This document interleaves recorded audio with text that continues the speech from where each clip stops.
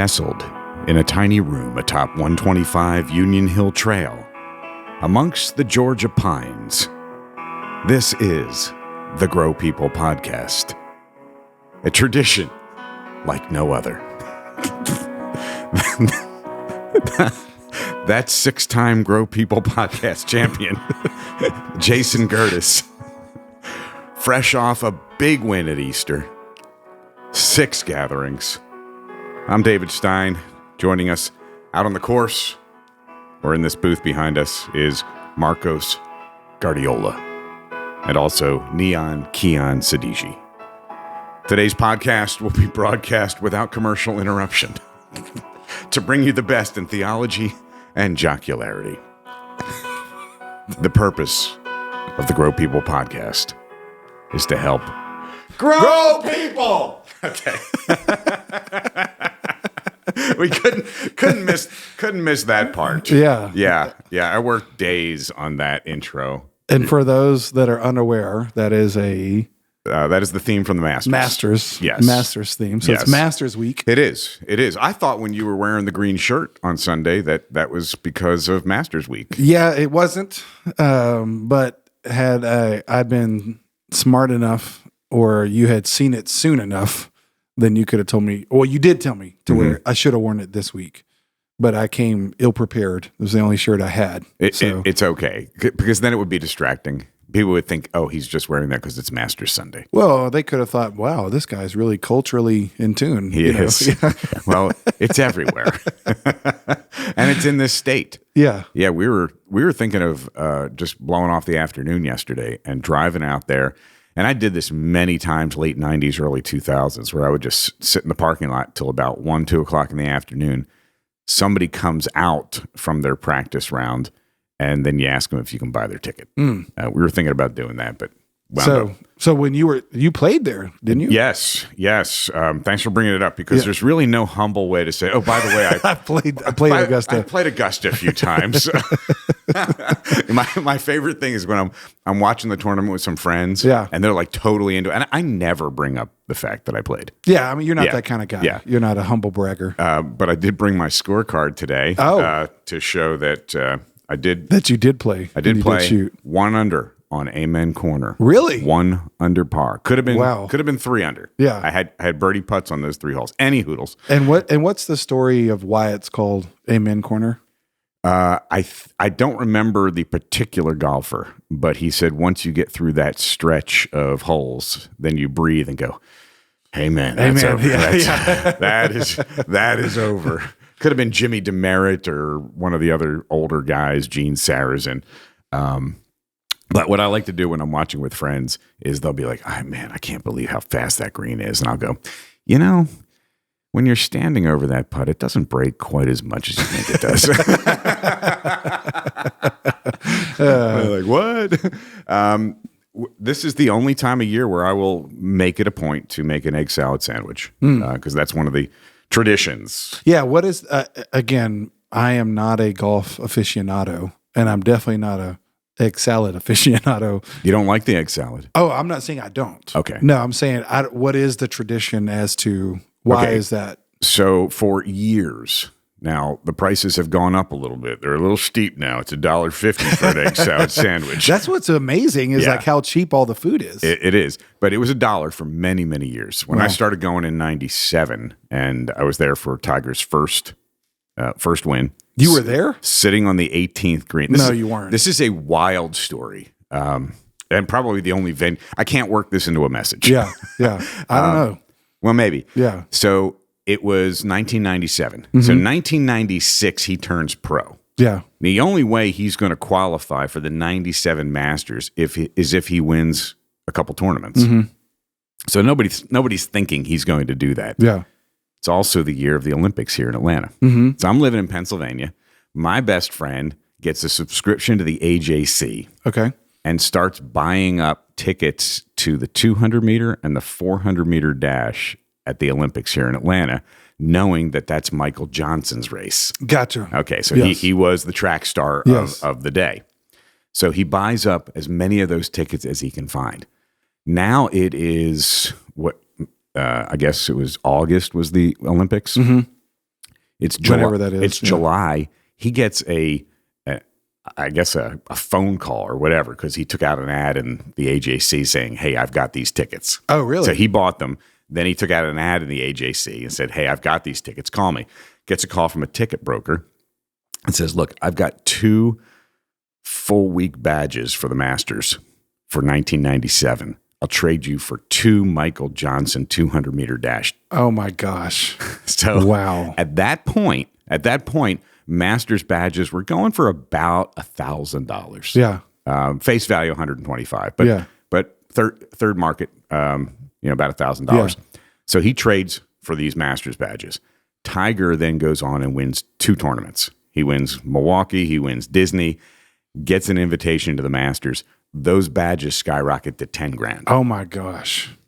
But we decide we're just, where's it going to go? We're just going to go. This was free money. We're just going. Yeah. And the unwritten rule at the Masters is you can take 2 chairs each, and wherever you put those chairs on the course when the gates open, those are your chairs. Nobody will sit in them. Really? Yeah. So we had a plan. We had it all mapped out. We were just going to go to the 18th green, put 2 chairs down there. Yeah. Go down to the 16th tee and put 2 chairs down there. Walk around the course the rest of the day. When the players go through 16, we'd beeline it up to 18. Yeah. Worked our way through the crowd, and we were right there. No. Right there on the 18th green when he makes the final putt. Wow. Yeah, so that was pretty cool. It was pretty wild. Did you pull out your film camera and take a picture? Your Polaroid? Absolutely. We had the disposable camera. Yeah, disposable camera. Well, no cameras allowed. They would have confiscated it. No cameras, no phones, nothing. Yeah. During the actual tournament, during the practice rounds, Yes. you can have a camera. You can't have a phone during a practice round. Okay. Yeah. So, but there was a fold out spread on Tiger's win in Sports Illustrated, and you can see the top of our heads. Are you serious? Yeah, wow. Yeah. So that was pretty cool. But the egg, get back to the egg salad, is for $1 on white bread. It's just egg and mayonnaise. That's it. That's it. That's it. And it's in a green wrapper. Just in case it blows away, it blends in with the grass. With the grass. Oh, yeah. That's smart. They have thought of everything. Yeah. Pimento cheese. Do you like pimento cheese? I do. Okay. I didn't as a kid, but I do now. Yeah. It's an okay pimento cheese. But when you're at Amen Corner and you're sitting there and you're eating it, it's the best pimento cheese ever. Yes. And so we would bring home, as many egg salad sandwiches on the plane as we could. Wow. And they only last a certain amount of time. Exactly. Yeah. Before they start to smell. But yeah. I mean, they smell to begin with. Mm-hmm. Yeah. Yeah. and then a couple years later, got an invitation to play. And it was 2 weeks before the Masters. And so the course was in game form. Exactly. Yeah. Grandstands were up. We stayed in the cabins. Wow. Yeah. And this probably was 2000, 2001-ish. It's pre-salvation, so pretty dark time in my life. In the darkest time of my life, I'm playing the best golf course. I'm playing Pebble, I'm playing Augusta, Pine Valley. And we were just walking around after dinner one night, me and my friend Steve, and we were wearing sport coats and ties. And we went into one of the cabins just to check it out. Yeah. And we heard voices, and we went up the 5 or 6 steps to the living room, and sitting there in his green jacket was Arnold Palmer. No way. Holding court. No way. Telling the bawdiest stories. Wow. And so we just sorry. Turned around and you left. didn't stay? No. Oh. No. We didn't get the wave. Oh. Yeah, if we would have gotten the wave, we would have stayed. You should have just walked in like you were meant to be there. Hey, this is our cabin. Yeah. I should have walked out, and you are? Yes, exactly. Sir, do you have a drink named after you? There's so many stories I could tell, but I'll leave that for that's incredible. Another time. I mean, not growing up here and not being a golfer, I never. Oh, I mean, you could say I didn't appreciate it, but probably I just didn't understand it. Mm-hmm. You know what I mean? Like, I knew it was a big deal from a sporting. In 1997, that's when I graduated high school, and so that's when. So obviously, I loved Jack Nicklaus. Nicholas. Yeah, I almost said Jack Nicholson, but I'm like, that's the movie star. So loved him. And then Tiger obviously I felt like was my era of golfers. And so I was completely aware of him and watching his, rise to fame, but still, so I appreciated that, and in college tried to play golf, but just was never very good at it. But I still didn't understand the complete allure of the Masters, until I moved here. And then like when you see it on TV, and I mean, it's just one of the most beautiful places on earth. Right. I mean, just how they take care of it, what it looks like, and then we've driven by it a couple times and like you try to, oh, there it is, Yeah. But yeah, it's just now it's a whole different level and understanding how hard it is to even get tickets and, the get-in price yesterday in the secondary market was, I think, $1,200. Yeah. Just for a practice round. Yeah. And that's why I'm not going to pay that to go to a practice round. Yeah. And, I've been there. I wanted to go with Leanna. We thought it would be fun to go together. But yeah, it's a incredible experience. It's one of those experiences that I wish that I would have been a believer at the time. To appreciate more. Yeah. Yeah. I appreciated it. Oh, of course. Of course. Yeah. We were hanging. Yep. Uh-oh. We got lights. There it is. Let there be light. Just like at Young Adults on Sunday night. Yeah, that's right. When the lights came on, you said, hello. Hello, Jesus. Yes. Yeah. Would it be incredibly rude to respond to this text message during the podcast? Because it is extremely important. No. And it is my wife. No, you just mentioned her. So it's one of those things, if they call, you can just answer and be like, hello. What are you doing? I'm on the podcast. or we could just take a break here and split. Well, no, because it's on video. It's on video. I absolutely have to share this contact with Leanna because she is on her way somewhere. Yeah. And that person is texting me. Yeah, exactly. the address. We could have just played maybe we can dub it over some piano music. Yes. Oh, I should have played the Masters theme there. You could have. Yeah. Well, thank you. Thank you for bearing with me. That's not something that we would normally do. No. Well, again, it's fine. Yeah. Cool. Okay. So egg salad. Do you like other protein-based salads? Again, I didn't as a kid. The chicken salad, the tuna salad. I didn't like chicken salad. I didn't like tuna salad, and mainly because it depends on how your family did it. Like some people when they make that, they put in relish and other things. So I wasn't a fan of that. Yeah, I don't like the relish in it. Yes. Yeah. But then when became a teenager, and then I was trying to playing sports, trying to get build muscle. Then I started making tuna fish with mayonnaise myself, and because it's an easy protein. And then I put some Fritos in it. And so I'm like, oh, well, I like this because I like fish. Yeah. I like mayonnaise. And I'm not a mustard guy. Fritos. Yeah, who doesn't want Fritos? So that became like a staple for me. And then I started realizing, oh, okay, so I do like this stuff, And because again, some people put grapes in it. This throwback to a previous episode. And I was like, oh, well, I like that. And even chicken salad now. Right. I like chicken salad chick. I love that, So it took me a minute to appreciate.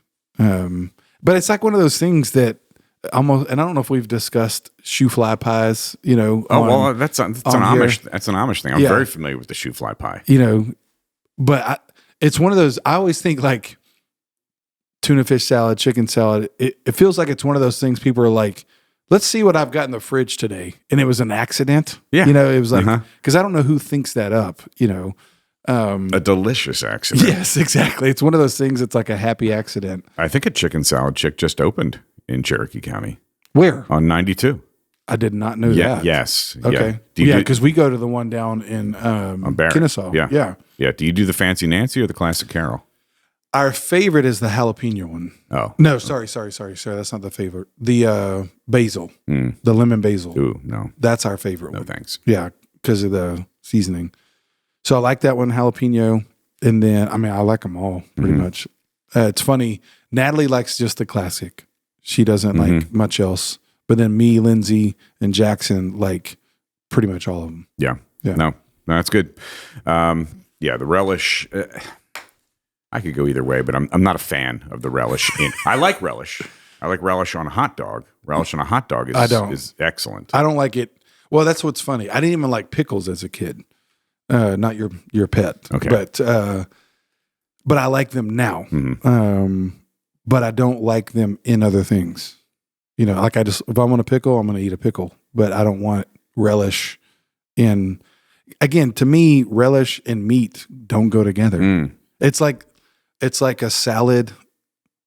I joke about this. I don't know if we joked about it on here, but like a hamburger or a sandwich, I don't want vegetables on it. And I say this, I've said this 1,000 times in my life. If I wanted that, I would get a salad. So I like a salad. I love a sandwich. I don't want my salad and my sandwich together. Okay. So it's kind of the same philosophy. All right. Let's unpack that. There might be some psychological reasoning for this, but how many people contacted you, text, email, in person about grapes? Oh gosh. Based on the last podcast. Well, I would say they mostly contacted Lindsay, like she said. So she got a lot of feedback from it. I've had a lot more conversations about it. But Lindsay, and I don't know if this is a male-female thing, but I mean, she must get the text ratios between her and me. Like she must get 100 texts to my one, so she gets her phone is lit up all the time with text messages. So she clearly got a lot of text messages about grapes. I didn't get so many text messages, but a lot of conversations. Yeah. How about the suit? Did you get a lot of comments I on the definitely suit? got way more comments about the suit. Okay. Yes. From just, I wouldn't say, I mean, I got comments from random people, but then I also got texts from people that go to our church but maybe I haven't seen them in 6 months to a year, just because of life and stuff. And then like just out of the blue text me, I love the suit. So yeah, I got quite a few comments on that one. Yeah. Will we see it again before next Easter? It's funny, man. No, probably not. Again, random conversation. Like one guy, friend who texted, he's like, "Man, keep the suit. You look like a sportscaster," And I mean, he meant as a compliment. So I don't know if we talked about. Oh, no, this is our first one after Easter, isn't it? It is. Yeah. Okay. It all runs together. I enjoy wearing a suit. I enjoy dressing up, but preaching in one, no. I could not do that. That's just not. I mean, I could, but you know what I'm saying, like. My choice, it would be hard for me to work at a church where the expectation was I have to preach in a suit. Yeah, preaching in a suit, if you're standing behind a podium, a big podium, and you're not moving, and you're reading off a manuscript, that's one thing. But moving around and all the hand gestures and that's half of it. It's not just I don't like having that much material on because it's like wearing a suit to me.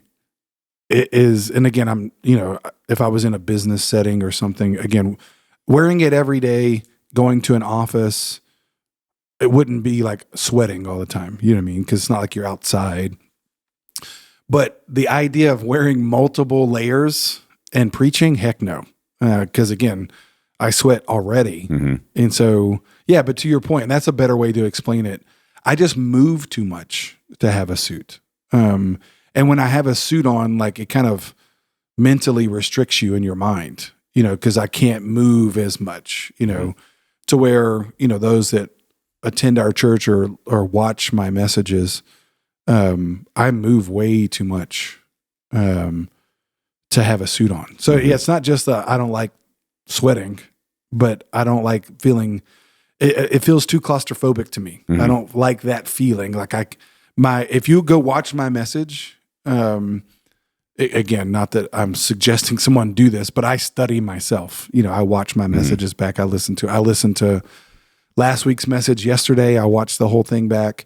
But if you watch the Easter message, my movements are restricted. They are. Yep. My hands do different things than when I'm in a suit or not in a suit. So yeah, for that perspective, it just doesn't fit me from a style. Not even like I'm not talking about a fashion style. I'm talking about a preaching style. Well, we're going to have to wait until the third week of April 2025 for the suit to have risen. Yeah, exactly. I do feel like now a precedent has been created that if I don't wear a suit on Easter, it'd be like a letdown. Yeah.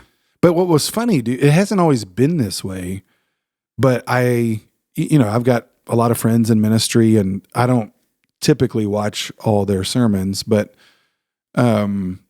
on Easter, you're aware of what other churches are doing. And so after Easter, I looked at several different friends and it seems like all of my friends wore suits. Now, most of them were like me and not wearing a tie because I couldn't do that. That was too, I did that when we were in Africa and that like to kill me. So I don't know what it is. I don't know if everybody's up in their game or everybody's wife was like, listen, this is what you need to do. Well, there were more suits in the congregation Easter Sunday than I've ever seen. Really? Yes. Yeah. So I think there was something in the air. Yeah. Something like there was it's not like a memo went out. We're going to church and we're going to get dressed up. And there obviously is no biblical precedent for that.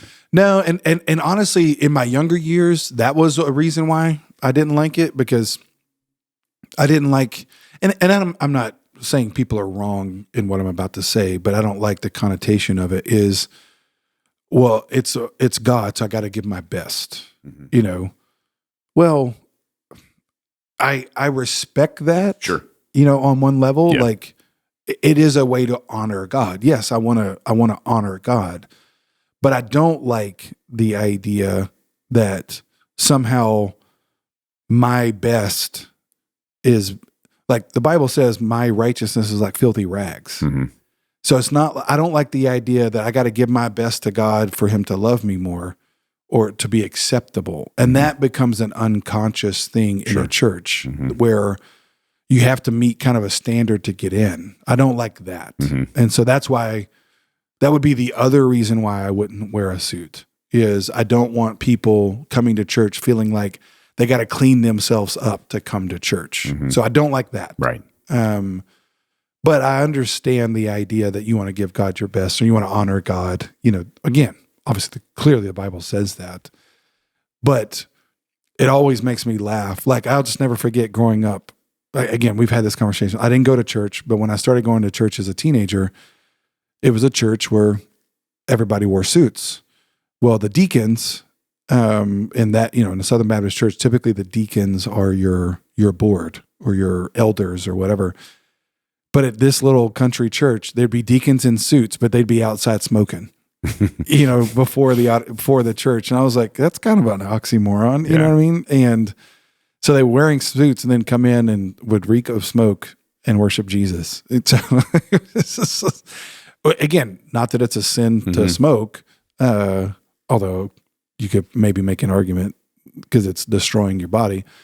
But it just was like, it was funny to me that, like, if you want to smoke, smoke, but don't act like wearing a suit somehow makes you better, I've spoken to first-time guests over the years, and if they're coming from a church where the pastor wore a suit every week, and they may say it was a little different. Yes, exactly. Seeing a pastor wearing, just a shirt and pants, and I'd be like, yeah, and I leave it there. Yeah, exactly. Yes, because I know that once somebody spends some time here, totally, they'll see that this kind of stuff has nothing to do with our growth. No, and I always think about it. Obviously, Martin Luther King, his famous quote of not judging people by the color of their skin, but the content of their character. So I'm coming at it from that way. Like, don't judge me based upon in my case, not the color of my skin, but the suit, in this context of a conversation. Judge me by the content of my character as shown in my message or in the speaking. Judge that. Don't judge the outward appearance. But then there's also, like my former pastor used to say in 1 Samuel, where it says, man looks at the outward appearance, but God looks at the heart. His joke was always like, I know God looks at the heart, but man does look at the outward appearance. So your outward appearance matters. So again, there's certain things, like Lindsay would not let me preach in shorts, and I've had this. Neither would I. Yeah, exactly. To where when I was a student pastor, I did. And I've had this conversation with a couple of our board members, and they've jokingly, it's like, yeah, we wouldn't let you preach in shorts either. So there's boundaries to it. You know what I mean? But I do think that you can go, just like I've said many times, on the east side of the road is a ditch. Like we don't have to be over here on the ditch thinking I have to wear a suit to have credibility. But over here, I'm not going to show up dressed like a slob either. So anyway. I wore shorts for one of the team member parties, and I've never felt more uncomfortable in my life walking up on that stage in shorts. Yeah. It is I remember at one time I saw, it was here when I was at Revolution. I went out to eat somewhere, and I was wearing Dickie shorts, a hoodie, and a hat, which obviously looks completely different. And I saw somebody from our church, and they looked at me and then looked at me and looked at me and then finally realized it was me. And then made a comment of like, and I can't remember exactly how and they weren't trying to be mean, but it was like, what? They were like, what are you doing? Are you trying to fit in? Are you trying to, like, they were so shocked that I was wearing shorts, a hoodie, and a hat that they thought I was like trying to look cool. You know, I'm like, no, this is what I wear. Yeah. Like in a normal day, I would wear, shorts, my rainbow sandals or some tennis shoes, a hoodie, and a hat. Yeah. Like that's me, But to them, they thought I was trying hard to look like a teenager. I can't remember exactly how they said it, but I remember their comment thinking, that's like the weirdest thing in the world for you to say to me right now. and not rainbow sandals in the rainbow. No, the company. Okay. Yeah. Okay. No. Okay. Well, people might not know there's a company, so. Sorry. Yeah. Yeah, I got to clarify that. Yeah. No, there's a company. I mean, it is based out of California, but they just make really good sandals. Yeah. Whispering down the lane. You can't believe what they were promoting. No. Well, yeah. Sadly, I think people forget the rainbow was God's creation. Turns out. Yeah. And the vacuum cleaner. I loved the vacuum cleaner. Oh, the rainbow vacuum cleaners. Yeah. They're still around. They are. Yeah. They are. I would still have mine from 35 years ago if Leanna would let me. But it's big, it's bulky. Yeah. My in-laws have one, and my father-in-law loves that thing. Like when he first bought it, because they are not cheap, they're a couple $1,000s. When he first bought it, he's kind of a clean freak in that way, or I shouldn't say a clean freak as much as he's an Energizer bunny. He's always doing something. So he would tell us how many hours he spent going around cleaning everything, and then how it was running. And then he would pull out the water tray and show us all the dirt. Yeah. I'm like, you don't have to sell us on it. You know what I mean? Like you want me to come to your house? Yeah. I loved it. Yeah. I loved all the attachments and then pouring out the water and putting in clean water. And I was doing their commercials like 35 years ago. Really? Yeah. And so I got a free one, and they don't break. Yeah. Again, they're amazing machines. Yeah. All right. This has been a random opening here. Totally.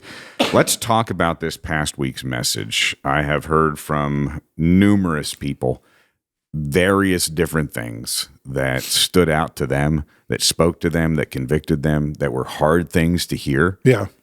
But it was such a powerful message and a reminder of how deceptive the enemy is. Mm-hmm. Yeah, it was, sorry.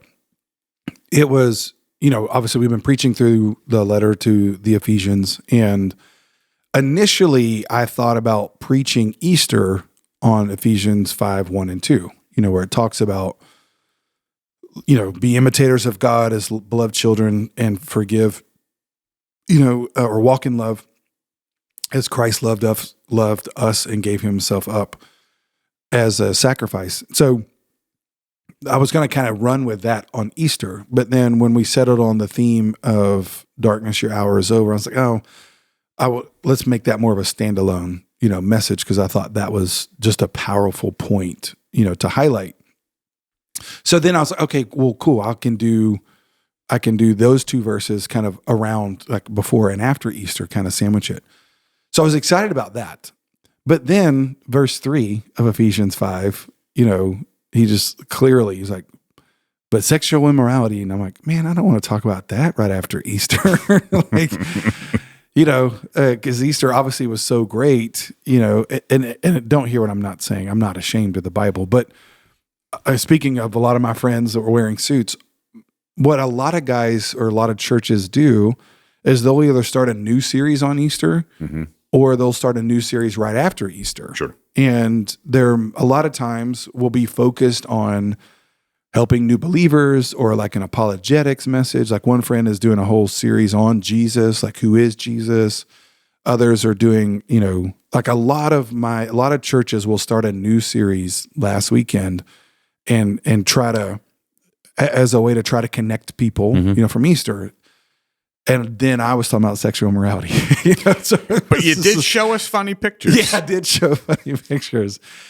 So when I first started thinking about it, again, I'm not ashamed at all, clearly. But that was just kind of a knee-jerk reaction, my first thought. Sure. But then when I started digging into it, I thought, oh, this is a perfect message right after Easter. Because when you go back into verse 1 and 2, like I did, you're basing it in love, and so to take a spin on it, the way that we talked about it last week of like, hey, walk as someone who's loved or behave as someone who's loved. Like everything God did, not only creating us, but in saving us in Jesus was because he loved us. Well, if that's true, then I need to live as though I'm loved, walk in a way that, behave in a way that I'm beloved. Well, when you come at it from that slant, then you see all the commands, including, fleeing sexual immorality, as God telling me something because he loves me, because he cares, and he is giving us directions because he is God. He knows better. So taking it from that angle, I'm like, okay, this is perfect. And then getting into the idea of like the pictures of like, there's certain things that fit and certain things that don't fit. So then I was thinking, okay, what's a way to show that? And that's when I thought of like one of these is not like the other. So I thought, oh, okay, that's a good idea.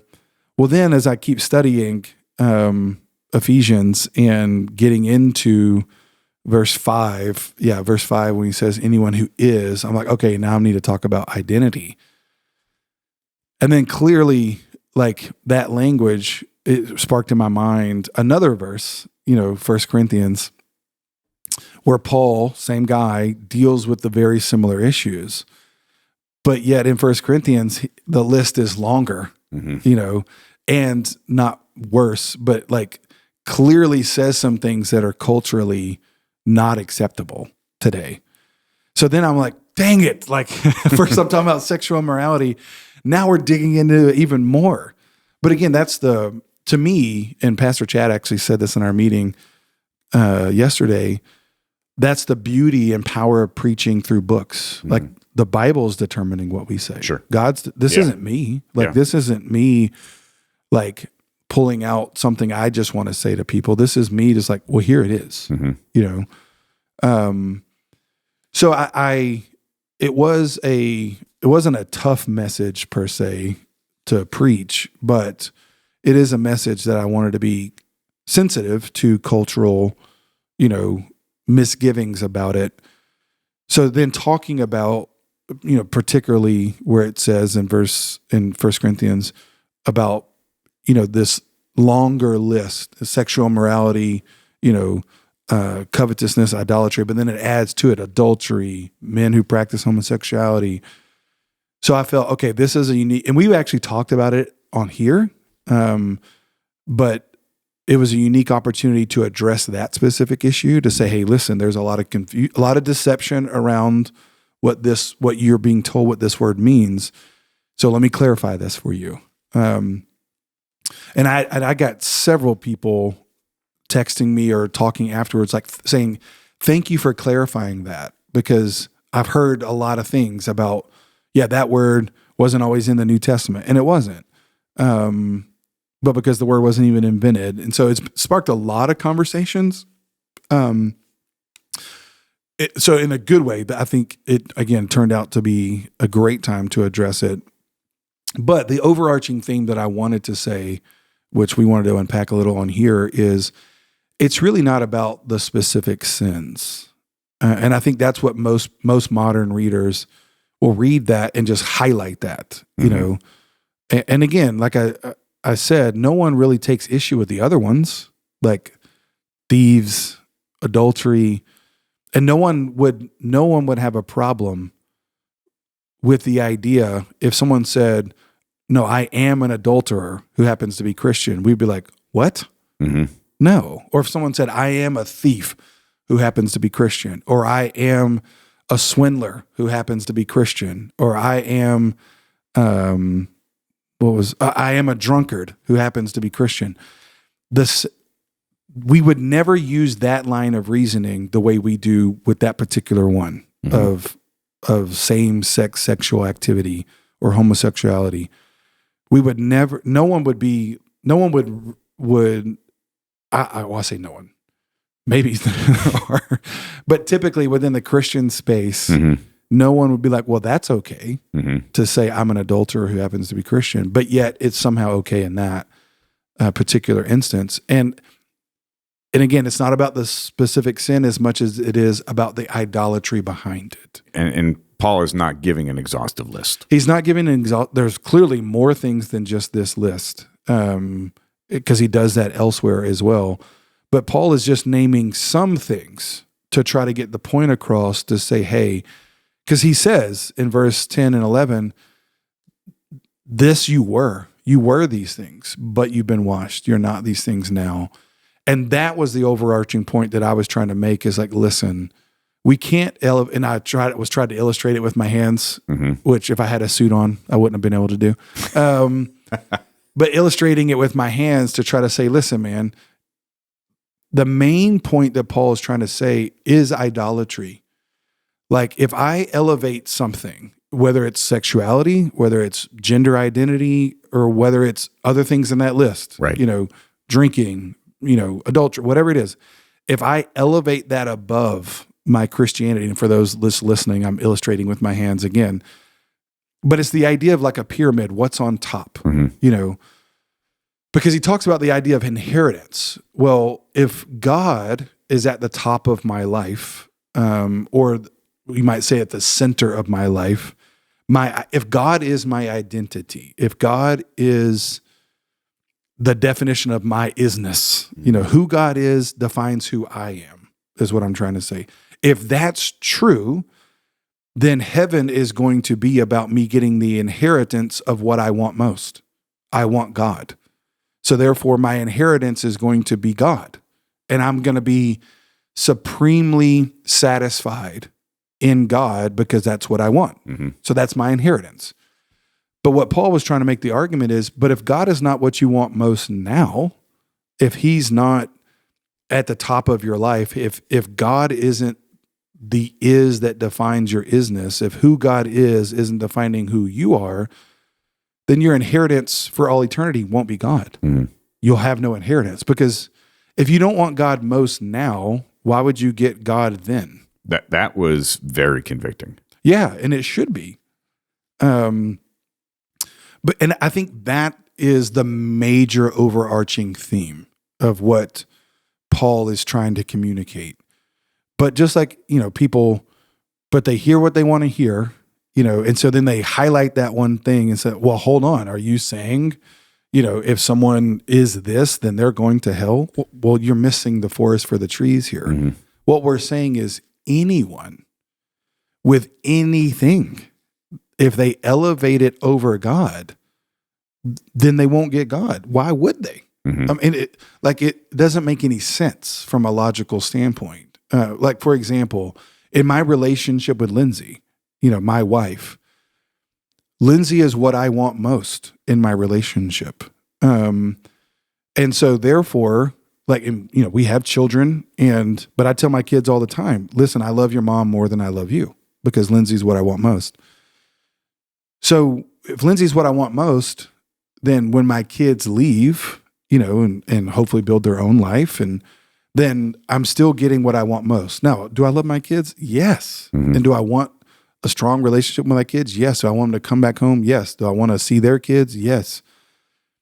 But I'm not going to be disappointed, or I'm not going to be I don't know who I am anymore because I still have Lindsay. Mm-hmm. She's what I want most in the relationship. Mm-hmm. So if that's the case, then Lindsay is honored and glorified in that.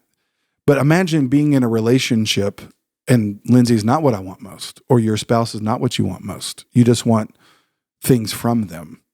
Well, how devalued is that person? It's like, yeah, I don't want you most. I want that you can give me kids, or I want that you can give me sex, or I want that you make me look good. Well, I want that most. So I'm just using you to get what I want most. Well, that's how a lot of people look at God. A lot of people look at God as I'm using God to get what I want most. And what I want most is a healthy life, or I want my sexuality most.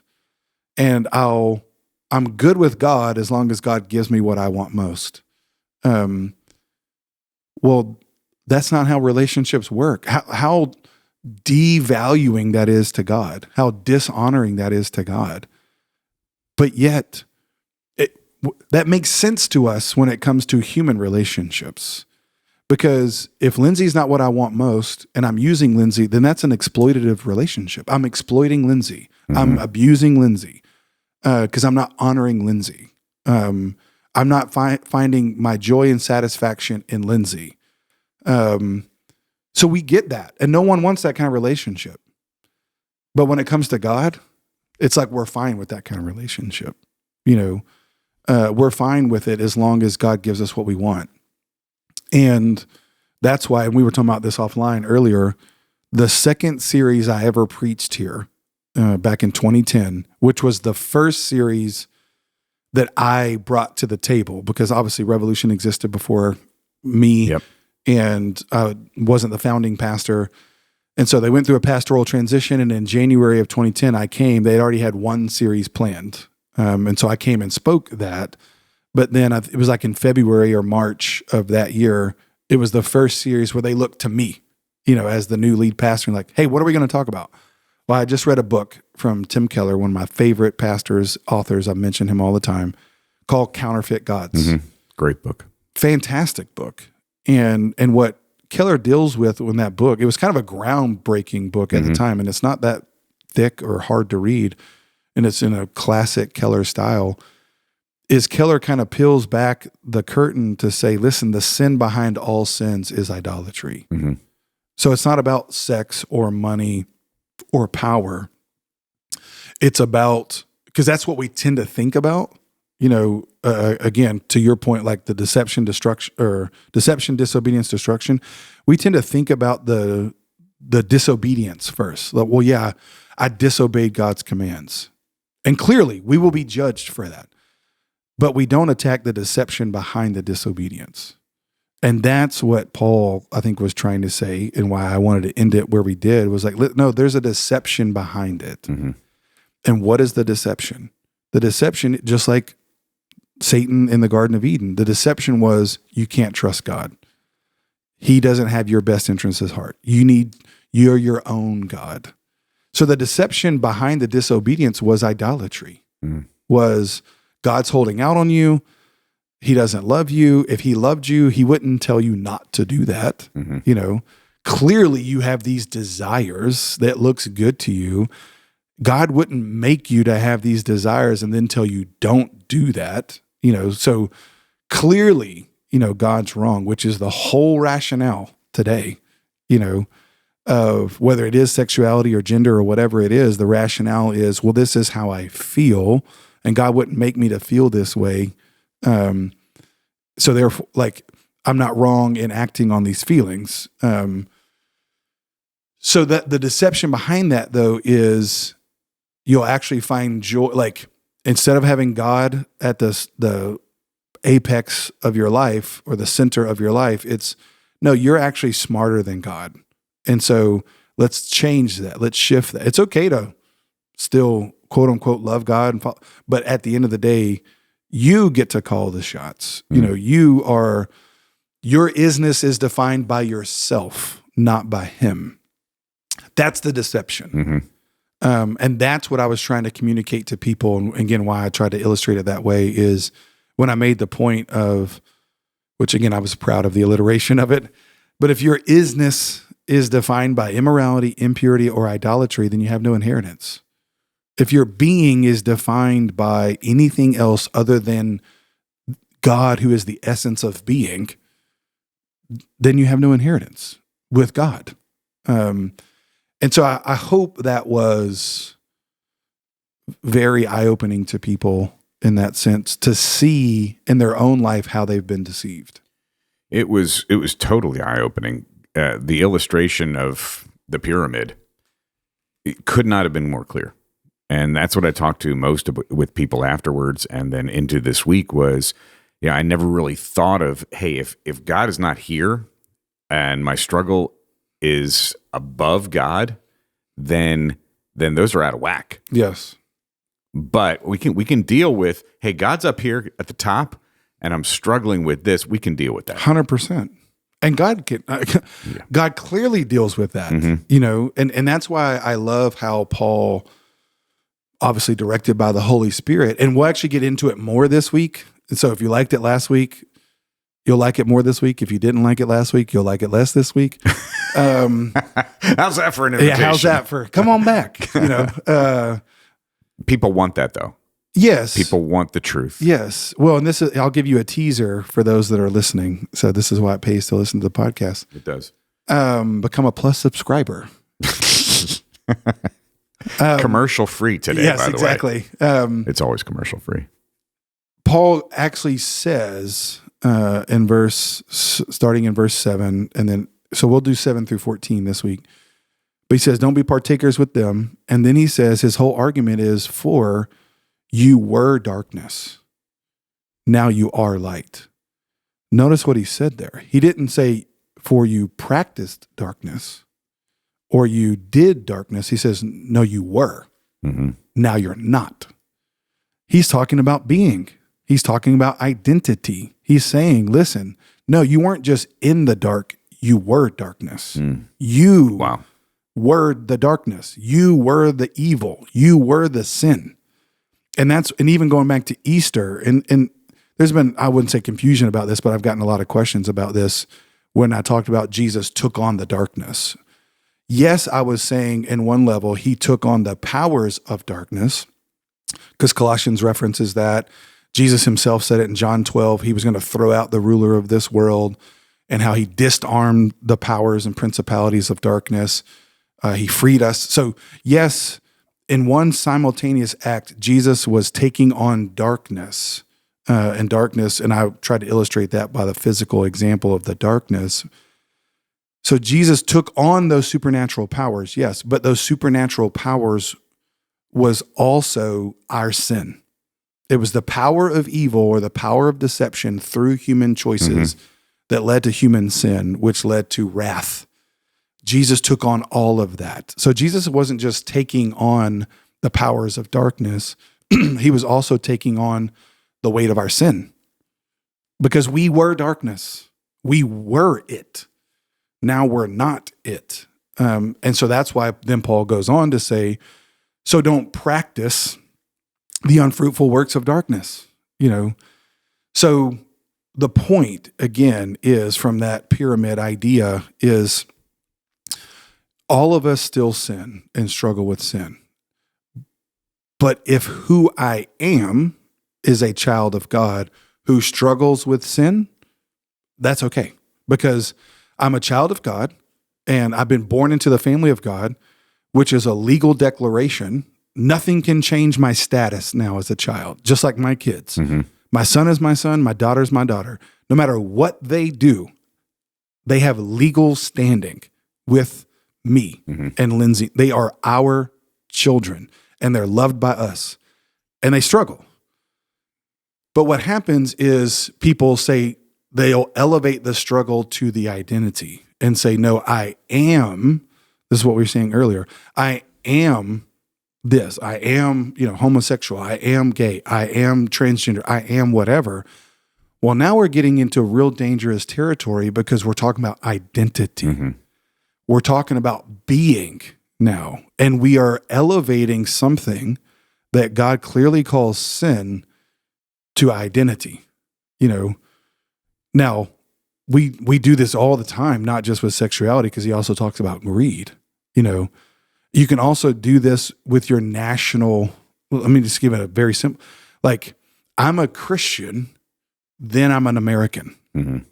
So my Christianity has to form my nationality. Right. But there's a lot of people that go like this. I'm an American who happens to be Christian. That's idolatry. Right. This is why I don't like the phrase God and country. And I'm not downing on military or anybody that would say, I understand what they're saying. But we can't equate those two as they're equal.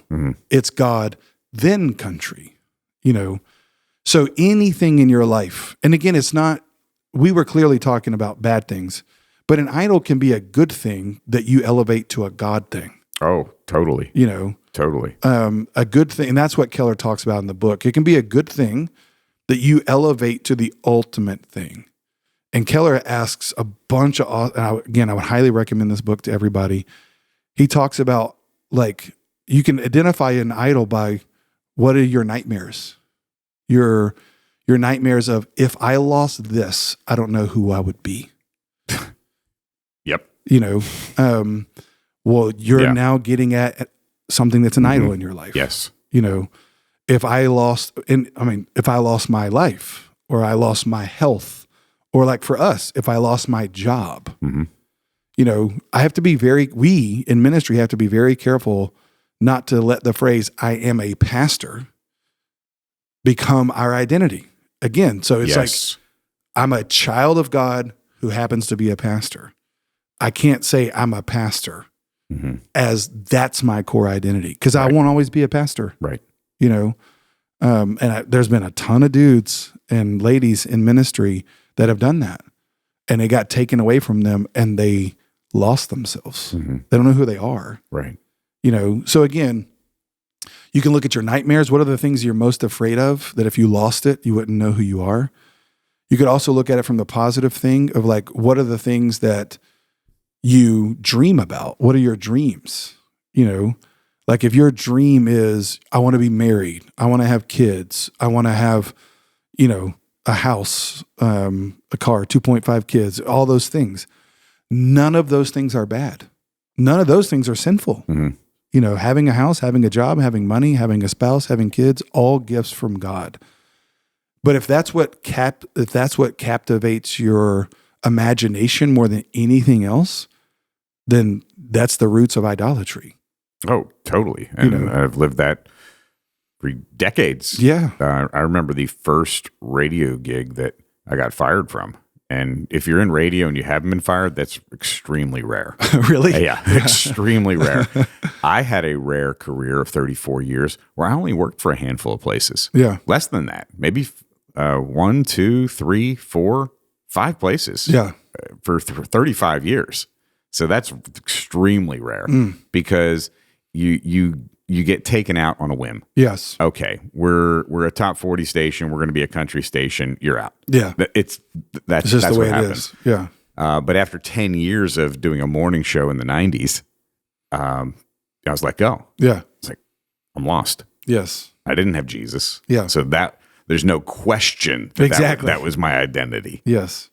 So there are times in our lives as non-believers and believers, totally, where we fall into identity crisis of having something elevated above God. So I totally get that. Well, and that's where, the popular phrase of a midlife crisis, whatever, you just kind of referenced it. It's not a midlife crisis. It's an identity crisis. That's what it is. Yeah.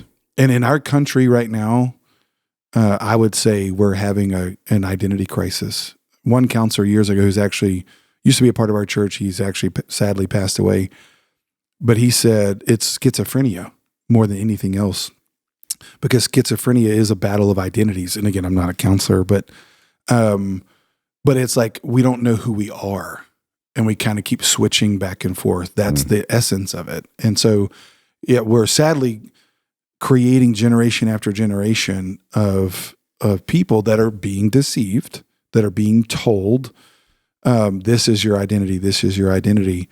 And that's the insane thing. The insane thing, again, it's not about a particular sin. It's not about same-sex sexuality. So let's say if I'm a male, I am a male. Well, I don't have to, let's say. I am a male. And obviously, I'm attracted to the opposite sex because I'm married to a woman. So Lindsay is my wife. Well, in the same way, I have to realize being married to a woman is not the thing that's going to make me happy. Only God can. Mm-hmm. Well, why would I think then if being married to a man would actually do it? Mm. So the sin behind the sin of homosexuality is not so much just I switched genders or I switched attractions from opposite sex to same sex. The sin behind the sin is thinking that that'll actually make me happy. And I think that's what gets lost in the conversation. That's the insanity. Mm-hmm. The insanity is thinking, oh yeah, my happiness, I haven't found happiness in opposite sex relationships, so I need to find in same sex relationships. No. The sin behind the sin is thinking that another human being can actually make you happy, whether it's male or female. Mm-hmm. Or in the same way, I am a male. We are males because God makes them male and female. But my core identity is not my maleness. My core identity is my Christianity. It's Christ. Well, in the same way, I can't find satisfaction in me being my maleness. Well, I won't find satisfaction either in me trying to be a female. Mm-hmm. So the sin behind the sin, or the lie behind the lie, or the deception behind the disobedience. There's the disobedience of the sin. The deception behind it is, oh, this is what'll make you happy. And that's the insanity of it. And that's the part that I'm trying to say. It's not so much, I didn't want people to, clearly I wanted people to understand what that word was saying in 1 Corinthians. But what I was trying to say behind it is the deception is that will actually make you happy when it won't. Part 2 coming up this weekend. Part 2, yeah. And I'm sure that these next several weeks in Ephesians, when we get to parenting and marriage and spiritual battles, don't miss it. No, in fact, to your point of that, and I just thought about this, I don't think it's any coincidence that Paul opens up the first 3 chapters talking about what God did. And then, chapter 4 and 5, the commands of what we're supposed to do. And then in chapter 6, he talks about spiritual warfare. Why? Because we face a real enemy, a real deceiver who is trying to deceive people about what God did and what they should do. So chapter 6 is kind of like a great culminating chapter to everything that he said when he's trying to say, listen, there's someone out there that's trying to deceive you to tell you the exact opposite of everything I just told you. Wow. So you got to be aware of that. Mm-hmm. We don't fight against flesh and blood. We fight against powers and principalities of this cosmic darkness, as he says it. And yes, Jesus said, in Jesus' name, we now have power over darkness. But that doesn't mean that darkness isn't still powerful. Right. It's still powerful and it's still working. And it's behind every deception is a darkness. But now in Jesus' name, we have light to overcome it. So on Easter, it's not like Jesus obliterated it in the sense of like he did away with it. No, he now gave us power over it. Wow. So when he said your hours, he didn't say your hour's over, but we say your hour's over, your power is over. Now in the name of Jesus, I just turn the light on. I say the truth and darkness has to flee. So as Christians, I think, in fact, we'll get into it this week when Paul says, don't participate with them, instead expose it. expose the darkness. Well, that's not about exposing the darkness. There's a lot of Christians that are like, I'm just trying to expose it. And they're always trying to, no, that's not the point. The point is he's saying, be a person in love who's turning the light on in people's lives. Lovingly show them the light. Don't just try to expose them, in that sense, but try to turn the light on in their life through how you love them. That's how you expose it. That's how you bring to light the sin behind their sin. That's the conversation I would have with somebody who's struggling with same-sex sexuality or gender identity. I would have the conversation that I just articulated, say, hold on a second. Let's set this aside from saying this is a sin. We're going to agree to disagree on that. But let's back up one. Do you think that changing this will make you happy? You think changing your gender is going to make you happy? You think changing who you're attracted to is going to make you happy? That's the lie. And so that would be kind of a line of reasoning that I would have with someone I love to say, listen, that's the insanity behind what you're saying, is you're now elevating this to identity. And there's only one thing that can handle the weight of your identity, and that's God. That is a powerful statement to end the podcast today. And I'm just thankful. Again, I've said this many, many times. I'm thankful for a church that preaches this truth. Mm-hmm. And to bring this full circle, we got to go back to the Masters. You were telling me about something that Scotty Scheffler talked about in his press conference yesterday at Augusta. That was really good. It was incredible. And I mean, Jackson and I, my son, we are huge Scotty fans because he went to the University of Texas. And so we love him for that, but now he's the number one golfer in the world. Yeah. And so just an incredible golfer, but he's just seems to be an incredible dude because he was asked this question. In fact, I just saw the clip this morning. He was, practicing, doing the practice rounds. Mm-hmm. Unfortunately, you weren't there. No. Eating an egg salad and watching him. But they asked him a question, something to the effect of like, obviously you're at the top of your game. How much does golf define you? Or, something to that effect. And he goes, golf is what I do. It's not who I am. Like it's a big part of my life. And then he kind of gets quiet for a second and says, he laughs about, he's like, you might want to ask my wife that. But then, and you could tell, in my opinion, he was kind of struggling, like not with his answer, but he wanted to make sure he said the right thing. So he wanted to think about it before saying, and then he said, I'm a person of faith. I believe in Jesus and, a creator. And, I believe I'm gifted to play golf, but that doesn't define me. My faith in Jesus is what defines me. And I thought, man, that's a great example of what we're talking about right here. I mean, this guy's the number one golfer in the world. And yet that's not at the top. That is not, he's a Christian who's a golfer. So what defines him, and that's what I was saying, it doesn't have to be a bad thing. Like golf is obviously not a bad thing, although if you're bad at it, but clearly he's the best. Golf can be an idol. It can be an idol. It's a huge idol. Yeah. In people's lives. And this is the dude who is at the pinnacle. Yes. I don't think he is on Team Pinnacle, but he's at that was a pun. Yeah. I was like, do they even make pinnacles anymore? Yeah, I don't know. I don't even know. I find them in the woods and I throw them further into the woods. Yeah. Not me, because my goal in golf is to leave with more golf balls than what I started with. I don't care what I shot. I just don't want to have a net loss of golf balls. But again, it's just amazing because here's a guy who is the best in the world, and yet that doesn't define him. What defines him is his faith in Jesus. And again, it makes me think, I was thinking about this earlier when we were talking. It makes me think about how Jesus said in Matthew 6:24, no one can serve two masters. And masters. Masters. Well played. Well played. It's like, who's your masters? Yes. This Marcos, there's the title. There's the title. We've come full circle now.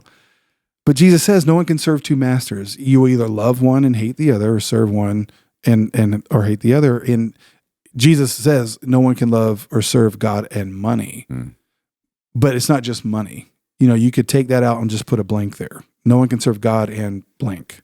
No one can serve God and golf. No one can serve God and success. No one can serve God and sexuality, whatever it is. Jesus says at the end of the day, one's at the top. Right. One is going to reinforce the other.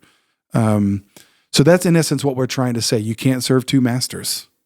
So you have one master, that's it.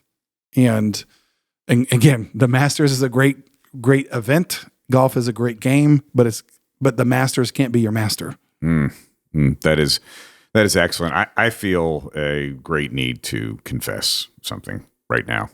Several years ago, there was a weather alert on Sunday at the Masters, so they moved the round up a few hours.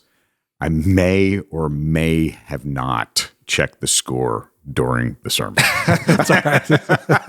It's all right. It happens. Yeah. Lindsay scheduled, well, not Lindsay. We scheduled WOCO last year the same weekend as the Texas OU game. Oh my. And so I was, during WOCO, I was watching the Texas OU game during the messages. So I mean, I had already seen Thursdays and the first one on Sunday at 9:30, but full confession here on the Grow People podcast. Yeah, that's good. All right. Back to it. This has been the Grow People podcast. Stick around for the green jacket ceremony. There won't be one. I remember growing up and seeing churches and deacons, and I wasn't going to those churches, but the deacons were wearing bright colored jackets. Yeah. Maybe that's where it came from. I don't know. I don't know. Our producer, Brian Damero, our video technician. This is how they end the Masters on Sunday. This is exactly what Jim So you're Nance would providing say. your own music now. We don't have to dub over. Yeah. Our video technician is Neon Kian Sadiji. Our key grip, Jakub Puszczykowski. Our videographer is Marcos Guardiola. Our head of doctrine and theology is theologian. See, when we slow it down like this with the music, it has more impact. Yeah. Maybe not. It has more something. Our chief evangelist is salvation. Our backsliding prevention officer is lukewarm, or the back nine backsliding salvation. Our director of Swedish witnessing is Bjorn again, two-time Masters champion. Our expert on Russian eschatology, Pitov Hell. Our director of holiness is mortification. Our staff counselor is Les Moody. Our giving coordinator is generosity. Let's go down to the co-pastors of Plagues, Manny Locusts and Lance Boyles, playing in their final Masters this year. Yeah, they've had some issues. Our Irish eschatology professor and also winner of the Open Championship, Mark O. the Beast. Director of Doctrine of Election is I Am Chosen. Our sabbatical director is Trip Long. A director of marriage studies from Romania, Shizma Betterhoff. Our missional expert is Sam Aria. Our resident Trinitarian is Holly Spirit. Our strategist for the final battle is Irma Geddon. Our director of our doctrinal security officer, is Harry C. Our resident prayer warrior is Neil Down. Our executive director of spiritual warfare is Demonic. Yeah. Yes. Our staff cardiologist in charge of deceitful hearts is Angie O'Graham. And our staff golf pro. Oh, we've added another. Yes. Jack Nicodemus. We do understand that Apple is now providing a transcript for the podcast. Oh, yeah, in the latest update. We just got that. If you got the update, 17 point whatever, there 17 point bumpity bump, as you 17 say. point bumpity boom. There is a transcript, so you don't have to write everything down. Yeah. And the best advice we've ever given. Well, now I'm wondering, is it... have an egg salad sandwich. Well, trust God and watch the Masters. Trust God and take a nap while watching the Masters. Sounds great. See you next week.